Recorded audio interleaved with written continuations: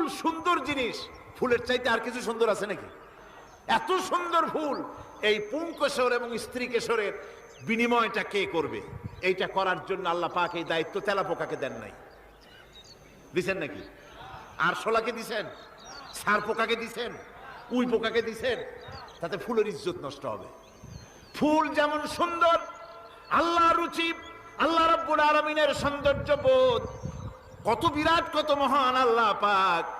ফুল যেমন সুন্দর, ওই সুন্দর ফুলের উপরে তেলাপোকা পড়লে ফুলের সৌন্দর্য নষ্ট হবে। এই জন্য আল্লাহ পাক ফুল যেমন সুন্দর, ওই পুংকেশর আর স্ত্রী কেশরের মিলন ঘটাবার জন্য রব্বুল আলামিন সুন্দর প্রজাপতির ব্যবস্থা করেছেন।